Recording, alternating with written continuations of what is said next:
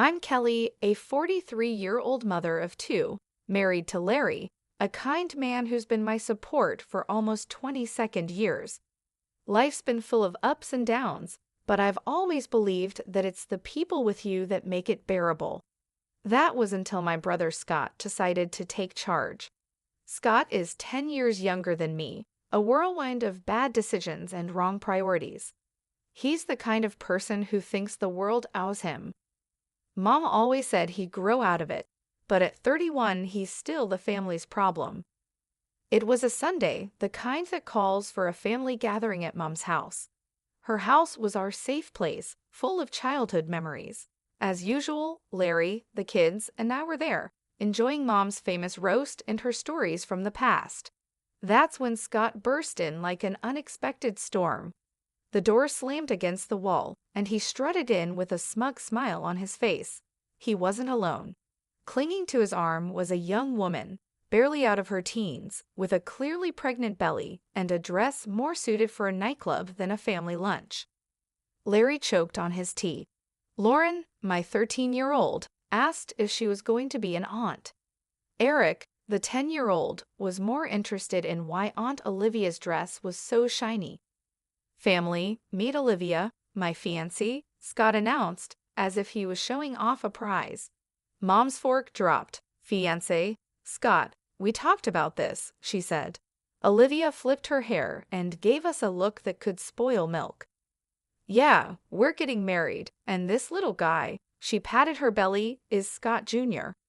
The room was so quiet you could hear the clock ticking. Larry cleared his throat. Congratulations, Scott. That's big news, Scott smirked. We're staying here for a while, till we get our own place. Mom tried to smile, but I saw the worry in her eyes. It was like watching someone set up camp at the edge of a cliff. That night, after the kids were in bed, Larry and I talked. Kelly, your brother isn't just irresponsible. He's taking advantage of your mom. I knew he was right. Scott was a tornado, and we were all in his path. The only question was how much damage he would do before he moved on. The next few days were a blur of Scott and Olivia making themselves at home. Olivia turned the living room into her personal lounge, always putting her feet up on Mom's antique coffee table. Scott spent his days on his phone, laughing at things no one else found funny. Mom was running around, trying to keep up, making meals, cleaning up after them, and never getting a thank you. It was like watching someone slowly deflate. One evening, I found Mom alone in the kitchen, looking older than her years. Mom, you can't let them walk all over you, I said. She sighed, Kelly, he's my son, and that's my grandbaby. I can't turn them away. I wanted to scream, to tell her she was being used, but I bit my tongue. Family is complicated, and sometimes love means turning a blind eye, even when you know you shouldn't. That's how our new normal began. Scott and Olivia, the ungrateful guests, and the rest of us trying to keep the peace in a house that suddenly felt too small. Little did I know, this was just the calm before the storm. Living with Scott and Olivia turned our lives upside down. Every morning started with Olivia's loud complaints about her backache or cravings. She'd stroll into the kitchen in her pajamas, demanding breakfast like she owned the place. Kelly, make me some of those pancakes, will you? The baby's craving them, she'd say, without even a please. I'd grit my teeth, trying to keep my cool. Sure, Olivia, let me just get Lauren and Eric ready for school first. Scott was no help either. He'd be lounging on the couch, his feet up on the coffee table, glued to his laptop or gaming. Hey, when's breakfast? He'd yell, not even bothering to look up. Mom tried to play peacemaker. Kelly, they're just young. Remember how we were? I wasn't having it. Mom, we never acted like entitled brats, but she'd just wave me off, scurrying to wait on them hand and foot. Things got worse as Olivia's due date approached. She'd leave a trail of mess wherever she went, dishes piled up, laundry forgotten, and there she'd be, on the phone gossiping for hours. One day, I snapped. I found her in the living room, her feet once again on the coffee table, talking loudly to a friend. And then I told Scott, we need a new car, Something safe for the baby, you know? I marched in. Olivia, this isn't a hotel. You can't expect everyone to clean up after you. She rolled her eyes. Chill, Kelly, I'm pregnant, remember. Scott finally spoke up. Kelly, lay off her. Can't you see she's carrying my kid? I shot back. Being pregnant doesn't give you a free pass to be a slob, Scott. Mom came in, wringing her hands. Please, let's not fight. It's not good for the baby. I looked at Mom, her face drawn and tired. This isn't right, Mom. You're wearing yourself out for them. Mom wouldn't listen. Their family, Kelly. What can we do? The days dragged on. Scott and Olivia would disappear for hours, leaving Mom to clean up their mess. They'd return with shopping bags, laughing about their day out. One evening, I heard them planning a lavish wedding. We need the best, babe. It's our day, Scott said, his arm around Olivia. Olivia giggled. Of course, and your mom can help with the expenses, right? I couldn't believe my ears. I confronted them. You're planning a wedding you can't afford and expecting Mom to pay for it. Scott shrugged. Why not? She's got the money. I was livid. You can't keep using Mom like your personal ATM, Scott. My words fell on deaf ears. They just laughed and continued their planning, leaving me fuming. Life in Mom's house had gone from bad to unbearable. Olivia had given birth to a baby boy, Jerry. You'd think that would slow them down, but no, it only gave them more excuses. One morning, I walked into the kitchen to find Mom washing a mountain of dishes. Olivia was sprawled on the sofa, cooing at Jerry, while Scott played some game on his phone. Morning, Mom. Why are you doing all these dishes? I asked, trying to keep my voice steady. Mom just sighed. Olivia needs to rest, and Scott's busy. I glanced at Olivia. Busy doing what? Olivia, you can't just leave everything to Mom. Olivia shot me a look. I just had a baby, Kelly. I'm not supposed to stress myself. Scott didn't even look up. Yeah, Kelly, back off. You don't know how hard it is. I couldn't believe it. Hard? You call sitting on your butt all day hard? Mom tried to calm things down. It's okay, Kelly. I don't mind. But I was past caring. No, it's not okay.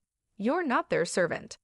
It was like talking to a wall. Scott and Olivia just didn't care. They'd leave the house for hours, leaving Mom to take care of Jerry. They'd come back with bags of clothes and gadgets, bragging about their great deals. One day, I found a receipt on the table for a designer dress for Olivia. It cost more than what most people make in a week. I confronted them. Scott, where did you get the money for this? And why is Mom paying for your lifestyle? Scott shrugged, not bothered. She's our mom, Kelly. She wants to help. I was furious. Help? You're bleeding her dry. Olivia smirked and chimed in. If she's willing, why not? Besides, what's it to you? I couldn't take it anymore. I had to talk to Mom alone. Mom, you can't keep giving them money. They're using you. Mom just shook her head. I can't abandon them, Kelly, especially not Jerry. I tried to reason with her, but they're not even trying to be responsible. Scott's not looking for a job, and Olivia's just spending your money like water. Mom looked away, her voice barely a whisper. I know, Kelly, but they're my children. I have to help them. I felt helpless, watching my family fall apart. Scott and Olivia were like leeches, draining everything and giving nothing back. And Mom, bless her heart, was too kind to see it. I didn't know how much more I could take. The breaking point was near, and I feared what would happen when we finally reached it. Things took a turn for the worse when Mom suddenly fell ill. It happened so fast. One day she was her usual self, and the next she was bedridden, looking frail and weak. I was at her bedside, holding her hand. Mom, you're going to get through this, I whispered, trying to sound more hopeful than I felt. She gave me a tired smile. I'm just worn out, Kelly. I've lived a good life. Scott and Olivia were nowhere to be seen, probably out spending more of Mom's money. I couldn't hide my anger anymore. Where are they, Mom? Why aren't they here helping? Mom's eyes were sad. They have their own lives, Kelly. Don't be too hard on them. But I couldn't let it go. Their own lives? They're living off you, Mom, and now when you need them the most, they're absent. Mom just sighed. It broke my heart to see her like this, defeated and alone. Then the inevitable happened. Mom passed away quietly one night, with me by her side. Scott and Olivia were out, probably having the time of their lives, oblivious to the tragedy unfolding at home. The funeral was a blur.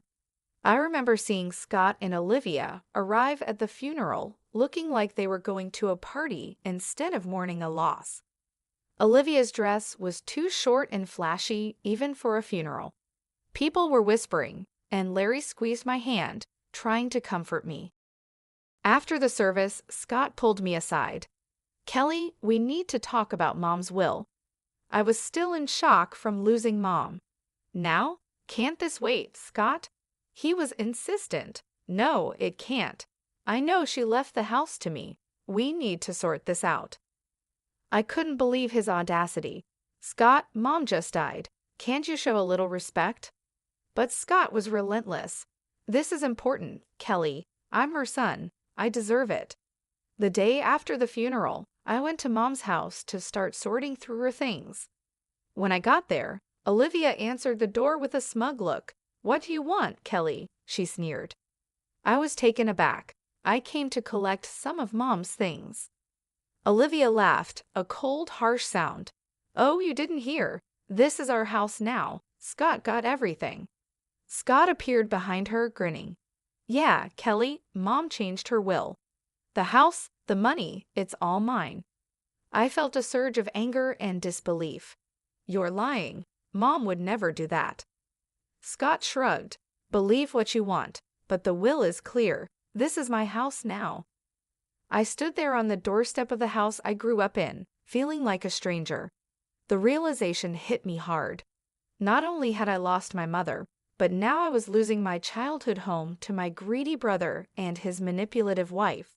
As I walked away, I knew this wasn't the end. I had to fight back for Mom, for my family, and for what was right. But little did I know, the battle ahead would be tougher than anything I'd faced before. I was a bundle of nerves as I walked into the notary's office. The whole situation felt like a bad dream. Losing Mom was hard enough, but fighting with Scott over her will was something I never imagined. The notary, Mr. Richard, was an old family friend. He looked up as I entered, his face somber. Kelly, I'm sorry for your loss. Let's get straight to the matter at hand. I nodded, trying to steady my voice. Mr. Richard, Scott says Mom left everything to him. That can't be true.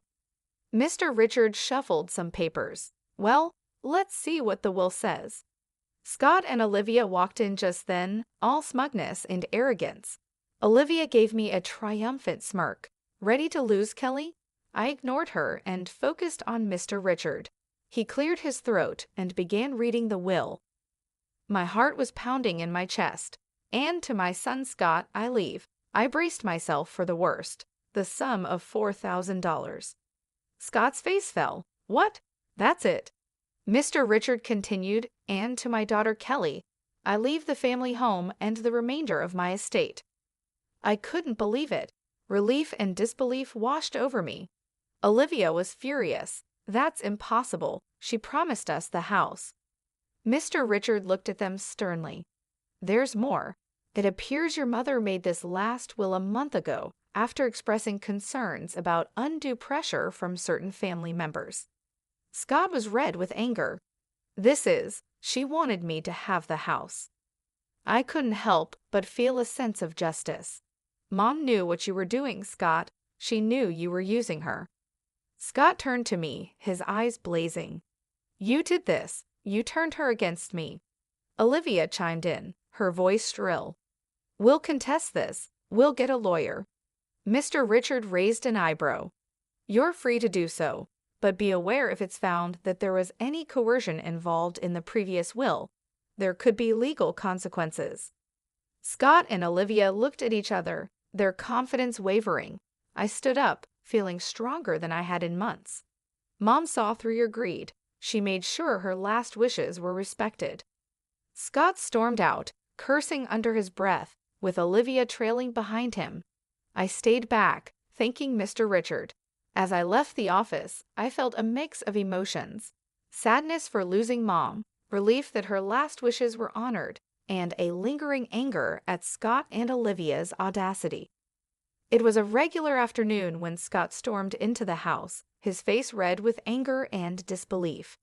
$200,000 for you, and just a measly $4,000 for me? How is that fair, Kelly? I was sorting through some of Mom's papers, but his outburst made me pause. Scott, that's what Mom decided. You know she always had her reasons. He slammed his hand on the table, making me jump. Reasons? What reasons could she possibly have to screw me over like this? I took a deep breath, trying to keep my cool. Maybe because you and Olivia have been bleeding her dry for years. Scott's face contorted with rage. That's not fair. We deserve that money. That's when I found it, tucked away in a drawer, a letter from Mom. Her handwriting was unmistakable. I pulled it out and started reading. Scott's eyes were fixed on me, a mix of curiosity and fear. What's that? It's from Mom. I said, my voice steady. She explains everything here. The letter laid it out clearly. Mom had originally set aside $200,000 each for Scott and me, but as Scott and Olivia kept asking for money, she started deducting from his share. I looked up at Scott, his face shocked. By the time she wrote her last will, you'd already taken $96,000, Scott. There was only $4,000 left. Scott staggered back as if he'd been hit. No, that can't be true. I felt a surge of anger. It's all here, Scott. Every cent you and Olivia took came out of your inheritance. He looked lost, his eyes darting around the room. But I didn't know.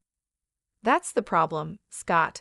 You never knew or cared to know. I snapped, my patience wearing thin. He slumped into a chair, burying his face in his hands. What have I done, Kelly? I put the letter down, feeling a mix of pity and frustration. You only got yourself to blame, Scott. You chose this path. Scott left the house that day a broken man. I watched him go, feeling a sense of justice, but also a deep sadness. Our family was torn apart not just by grief, but by greed and ignorance. The house, once a battleground of family feuds, was now eerily quiet. Scott and Olivia had left, cutting off all contact with me. It was both a relief and a curse, leaving me to deal with the aftermath of their chaos. As I sat in the living room, staring at the walls that had witnessed so much, my friend Nancy called. Kelly, have you heard about Scott? I braced myself. No, what now? She hesitated. He's been spotted around town, looking for jobs. And Olivia? She's been seen with different men, flaunting around like she's single. My heart sank. And Jerry, their son. No sign of him, Kelly. It's like they've forgotten they have a child. I slammed my fist on the table, fury boiling inside me. They're irresponsible and selfish. They don't deserve a child. Nancy tried to calm me. Kelly, maybe there's something you can do. Her words sparked an idea. You're right. I'll fight for Jerry. He shouldn't suffer because of them. The next day, I met with a lawyer, a no-nonsense woman named Miss Michelle. I explained everything, my voice trembling with determination. So you want to pursue custody of your nephew? Miss Michelle asked, her eyes sharp. I nodded firmly. Yes, he's in a toxic environment. I want to give him a better life. Miss Michelle leaned forward. It won't be easy, Kelly, but if you're ready to fight, I'm with you. I felt a surge of determination. I'm ready. Whatever it takes. The legal battle that followed was tough. Scott and Olivia were unpredictable, sometimes cooperative, sometimes hostile, but I didn't back down.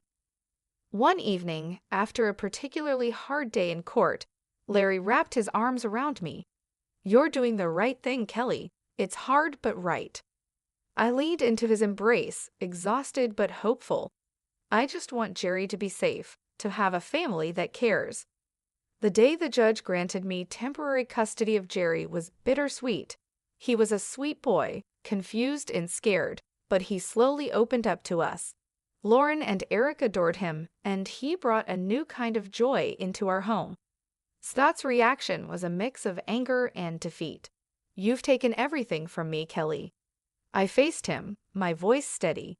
"I'm protecting Jerry, something you should have done." As Scott stormed off, I realized our relationship might never be repaired. But this wasn't about us. It was about a little boy who needed a stable home. Life with Jerry was a new adventure. There were challenges, of course, but also laughter and love. He was becoming a part of our family, and I was determined to make it permanent. Looking back, I knew I'd made the right decision. It was time for new beginnings for all of us, a chance to heal, grow, and build a future filled with love and stability. That was the legacy I wanted to leave, a stark contrast to the selfishness and greed that had once threatened to tear us apart. The house, once a reminder of family discord, was now filled with laughter and the pitter-patter of little feet. Jerry had become a part of our lives, his presence a constant source of joy and wonder. One evening, as we were tucking him into bed, he looked up at me with those big innocent eyes. "Aunt Kelly, am I going to stay here forever?" I smoothed his hair, my heart swelling. "Yes, Jerry, you're part of our family now." He smiled, his tiny hand gripping mine. "I like it here. Lauren and Eric are fun." I kissed his forehead. "We love having you here, sweetie." I walked out of his room. Larry was waiting with a proud smile on his face. "He's really settling in, isn't he?" I nodded, feeling accomplished. "He is. We're giving him the life he deserves." The next day, I received a call from Miss Michelle. "Kelly, it's official. The court has granted you full custody of Jerry." I nearly dropped the phone, tears of happiness welling up. "Thank you, Miss Michelle. Thank you for everything." After hanging up, I shared the news with the family. Lauren and Eric cheered, hugging Jerry in a group embrace. Even Larry had tears in his eyes. "We're a family," Larry said, his voice choked with emotion. "A real, complete family." The journey had been long and full of challenges, but we had come out stronger. I thought about Scott and Olivia, wherever they were. I hoped they would find their way, but my focus was now on the children, our family. In the months that followed, Jerry blossomed. He was no longer the timid boy we first met. He was confident, happy, and loved. One day, while we were all in the garden, Jerry came running up to me with a dandelion in his hand. "Look, Aunt Kelly, I made a wish." I crouched down to his level. "And what did you wish for?" He grinned, his eyes sparkling. "I wished we'd all be together forever." I hugged him tight. "That's the best wish, Jerry, and it's come true." As I looked around at my family, I felt a deep sense of peace. We had weathered the storm and emerged stronger. Our future was filled with hope, love, and the promise of new beginnings. This was our story, a testament to the strength of family and the power of love. It was a future of hope, and we were ready to embrace